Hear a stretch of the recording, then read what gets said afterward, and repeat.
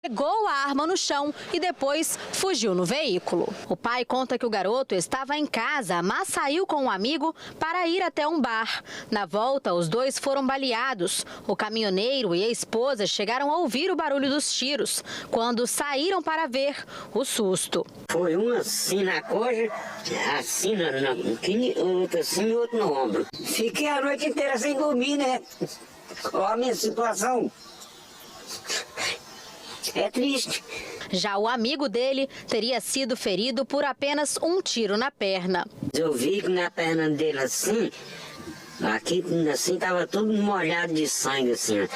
Ele afirma que não sabe o que pode ter motivado o crime e que o filho não estava armado, mas admite que o adolescente é usuário de drogas e que, para evitar confusão, a família dá dinheiro para ele. Não devia ninguém não, porque ela arrumava dinheiro para ele comprar, eu também. Gente, olha só, o Bala Geral de hoje fica por aqui. Para você, uma boa tarde. Amanhã eu tô de volta, 10 para meio-dia, e você fica agora com ela, ó, Robertinha Salgueiro e o Fala Espírito Santo.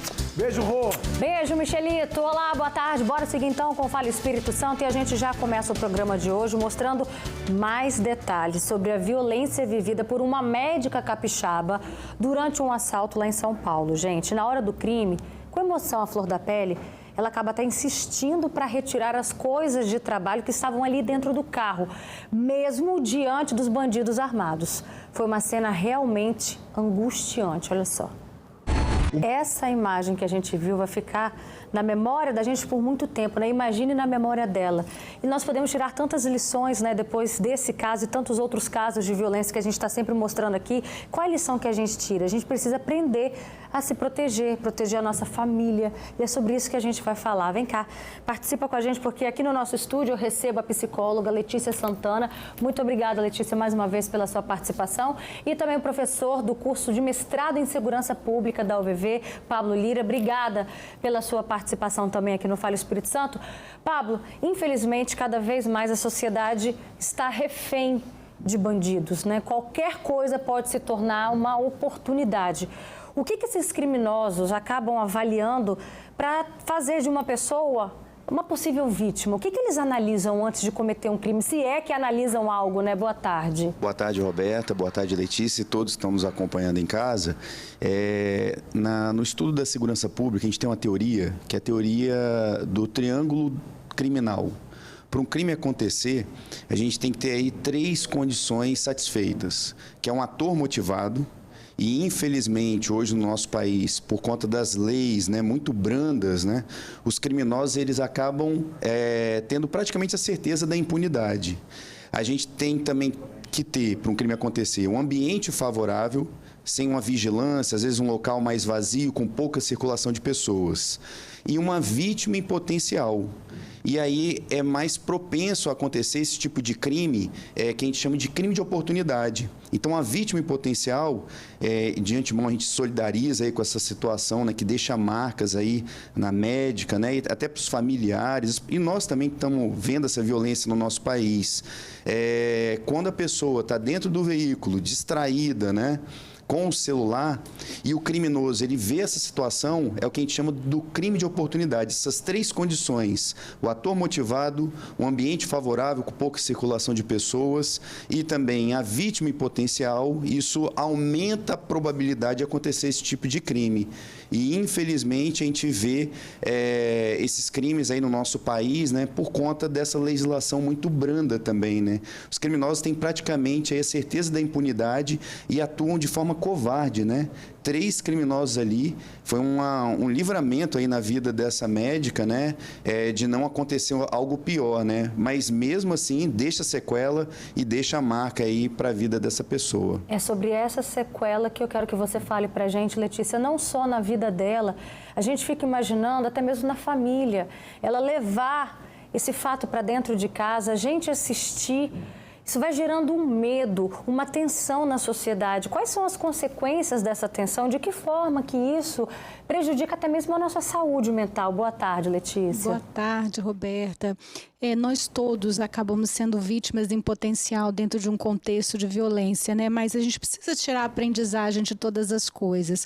E uma das aprendizagens que a gente precisa tirar é esse comportamento preventivo. Então, a gente precisa entender que vive numa sociedade onde, infelizmente, a violência nos atravessa e, por conta disso, nos posicionarmos de forma ativa frente a essa violência é muito interessante. A gente sabe que tem um limite tênue entre uma hipervigilância disfuncional, onde eu entro numa situação de pânico e fico vendo perigo em todas as coisas, mas também existe um não comprometimento individual. Então, por exemplo, aqui eu estou dentro de um ambiente que eu entendo que é seguro, a minha bolsa está ali distante de mim, eu estou tranquila porque eu estou me sentindo segura. Mas a gente sabe que tem ambientes que a gente precisa se posicionar de forma mais ativa, de forma mais vigilante. E quanto mais observador nós estivermos em relação a esse contexto, melhor vai ser a nossa atitude frente a uma situação de violência, porque a gente não tem controle, né? Mesmo que a gente cuide das nossas coisas, que a gente fique atento ao ambiente, a gente não tem controle do que pode acontecer. Mas, se estivermos presentes no que se refere aos nossos sentidos e às nossas atenções, até a nossa reação vai ser diferenciada frente a essa situação de imprevisibilidade, né? E não era, né? Vamos falar a verdade? Era para a gente ter essa liberdade, o direito de ir e vir, o direito e dever de trabalhar e adquirir nossas coisas. E não é isso que, infelizmente, a gente vive. Então, por exemplo, era para ela ter toda a liberdade de estar ali falando no celular, saindo no momento de trabalho e fazer o que tem que fazer, caminhar, enfim. A gente, olha só, olha essa imagem, como isso é impactante. Como você bem disse, Pablo, foi um livramento. Essa mulher estava cercada de anjos da guarda ali, porque por um triz, ela gerando isso também na população, essa desconfiança. Isso mesmo, é o medo, né? A gente está o tempo todo, como a Letícia bem comentou, né? A gente deveria, você também destacou, Roberto, a gente deveria ter mais tranquilidade, né? Ter a liberdade de falar o celular na rua, né? Ou no ônibus, ou no carro, quando estiver estacionado. Mas, infelizmente, por conta da violência que a gente tem no nosso país, a gente tem que estar o tempo todo se policiando. E aí tem as dicas de segurança, né? Jamais ficar falando ou trocando mensagem ao celular no veículo, né? A gente não pode também culpar a vítima, né? A gente tem que entender que é o contexto social do nosso país que é muito violento. E aí a gente tem que tomar esses cuidados. Também, uma rua mais deserta, e você vê uma pessoa suspeita próximo da sua residência, do seu condomínio, não entra na garagem, porque isso daí também pode facilitar uma entrada do indivíduo que quer cometer crime dentro do seu condomínio, da sua residência. E uma outra coisa que chama atenção nessa imagem, ali na reportagem, inclusive foi comentado, que eu acho que era uma pessoa atirou em direção aos criminosos, né? Sim, foi um policial que estava saindo de dentro do consultório e viu toda a cena acontecer. Isso dali também é admirável ali, o estado de espírito da médica, que ela não se desesperou, ela se preocupou com o estudo dela, né? E ela se manteve calma. Aí é importante também a gente analisar essa pessoa que deu o tiro, se ela deu o tiro e estava atrás da médica, ele colocou em risco a vida da médica, porque eram 3 criminosos e não era somente uma arma, pelo que a gente está vendo ali nas imagens. Pode ter sido uma atitude até mesmo precipitada. Porque ela ficou no meio do fogo cruzado, né? Então é um livramento mesmo, essa cena, o mais rápido possível de perto deles, sem fazer nenhum movimento brusco, né? Mas olhando a cena agora, é fácil a gente falar. Na hora é isso que a gente estava falando, né? Tem que ter muita presença de espírito. Foi aí, é admirável a calma que ela ficou. A gente não se desesperar nessa situação. Você tocou num ponto muito importante que a gente precisa prestar atenção até mesmo na hora que a gente está entrando na garagem. A gente vai conversar agora pela internet. Lembra desse caso, gente? A gente vai falar com a advogada que ela foi vítima de um sequestro exatamente na garagem do prédio dela. Isso aconteceu em Jardim da Penha há 2 semanas. Os traumas, é claro, ainda estão muito presentes. E aí, por questões de segurança, nós não vamos identificá-la. Obrigada pela sua participação aqui no Fala Espírito Santo. Ela participou com a gente por ligação de telefone. Me conta, como é que tem sido a sua vida de lá para cá, depois disso que aconteceu com você? Oi, você me ouve? Boa tarde.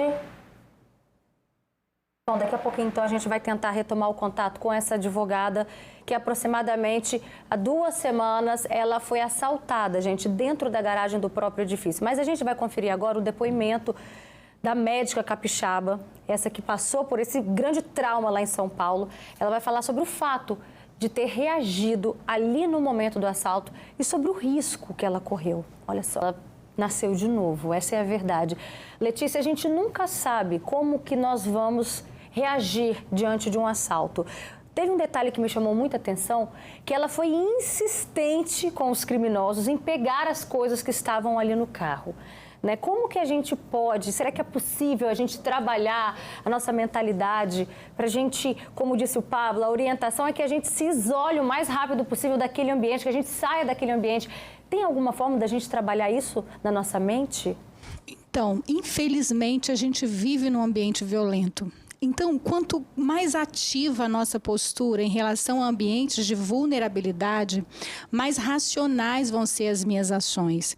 Então, se eu já parto do pressuposto que um carro parado na rua me vulnerabiliza, e infelizmente é isso que acontece, e aí, assim, de novo, que o Pablo bem colocou, assim, a gente não está aqui colocando a vítima como culpada, mas estar com um celular dentro de um carro já me coloca numa situação de vulnerabilidade. E nessa situação de vulnerabilidade, eu não estou atenta para o aqui e agora. Eu não estou preparada para o que vai acontecer. E quando acontece, Roberta, normalmente a reação é muito emocional. Ela não é racional. Quando você está preparada, quando você está hipervigilante, dentro